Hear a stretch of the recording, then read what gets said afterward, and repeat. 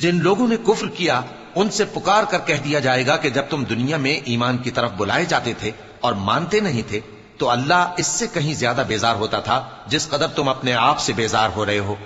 وہ کہیں گے کہ اے ہمارے پروردگار، تو نے ہم کو 2 دفعہ بے جان کیا اور 2 دفعہ جان بخشی، ہم کو اپنے گناہوں کا اقرار ہے، تو کیا نکلنے کی کوئی سبیل ہے؟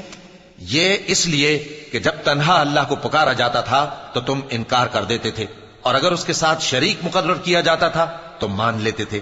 سو حکم تو اللہ ہی کا ہے جو بلند و بالا ہے، بڑا ہے۔ وہی تو ہے جو تم کو اپنی نشانیاں دکھاتا ہے اور تم پر آسمان سے رزق اتارتا ہے، اور نصیحت تو وہی حاصل کرتا ہے جو اس کی طرف رجوع کرتا ہے۔ تو اللہ کی عبادت کو خالص کر کے اسی کو پکارو، اگرچہ کافر برا ہی مانے۔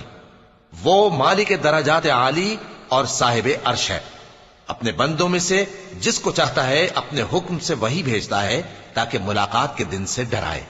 جس روز وہ نکل پڑیں گے ان کی کوئی چیز اللہ سے مخفی نہ رہے گی۔ سوال ہوگا آج کس کی حکومت ہے؟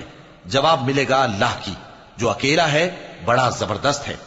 آج کے دن ہر شخص کو اس کے اعمال کا بدلہ دیا جائے گا۔ آج کسی کے حق میں بے انصافی نہیں ہوگی۔ بے شک اللہ جلد حساب لینے والا ہے۔ اور ان کو قریب آنے والے دن سے ڈراؤ جبکہ دل غم سے بھر کر گلوں تک آ رہے ہوں گے۔